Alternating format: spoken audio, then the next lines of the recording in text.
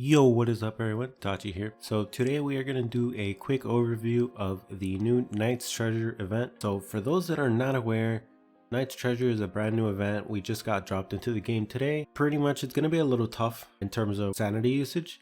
You pretty much just want to use all your sanity here. You want to clear out shop as fast as possible. Now, in regards to the actual map itself, the important things to know, I find it a little odd. I'm not 100% sure why everyone is suggesting just to farm GT 5 and 6 because you're getting 10 tokens per sanity anyways. So regardless, you're getting the same amount per sanity anyways. It doesn't really make a difference. Now, obviously, if you want to save time, you should be farming 5 and 6, which both cost 15. They cost the most, as you can see. However, personally, if time is not of your concern, I would personally just tell you farm whichever material you need on the maps. So if you happen to need Ori Rock, for example, if you need Ori Rock, clearly you would want to farm GT1. If you need this, which I actually do need this, if you need Oriron, maybe farm on GT3. So personally, that's just my suggestion. I say that mostly because 5 and 6 don't actually have anything other than the coal and this grindstone. So if you want any other material, you would need to be grinding the other stages, and just know that you're not losing out on the tokens. Now, in terms of the actual shop itself, we're going to go through what I think is priority number 1 for you. Personally speaking, I think your main priorities, ignore what I bought here. I just bought this because I had to level up some units. I didn't have any more EXP. In terms of what I think priority should be, I think your granny tokens should be your main priority, as they are limited. With the second main priority being the furniture, because this is actually limited furniture. That's definitely a pretty high priority, followed by the materials. Any materials you need, if you need Orira cubes, polyester device, whatever you need here, especially the high-end ones. This is probably like, I want to say this is probably like 1 or 2 E2s worth of material. You definitely want to grab the high-end materials first, then probably grab the headhunting permits, followed by, I guess, probably the chip and the skill summaries, followed by the LMD, and then finally get the EXP. If you're running short, grab the LMD. It's fine. It's not a huge deal. It's more efficient for you to grab the LMD here than go farm the LMD stages. So better to do that if you're running low. Next topic. So in regards to what I think is an appropriate spread for your team, suggested formation wise, I would definitely suggest at least 2 snipers, 1 single target, 1 AoE, at least 1 if not 2 healers, and they need to be actual healers. You actually do probably want 2 actual full healers. You definitely want at least 2 vanguards. You want at least 1 AoE caster. You could throw in a single target caster in there as well. You want to have 1 guard, bonus points if it's a range guard like Lapland.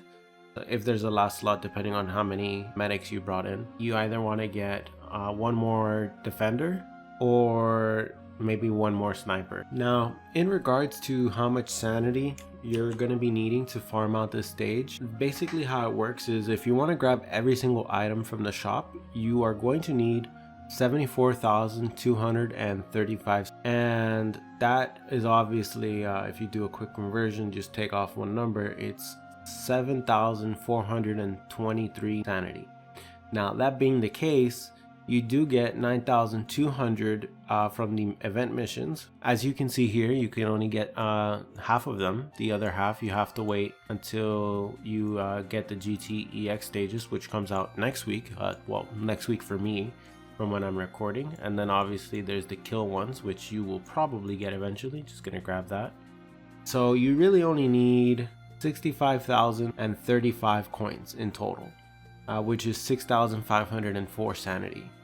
Now, based on the amount of days that the event lasts, which is 14 days, you need 464, give or take, 664 sanity per day of farming.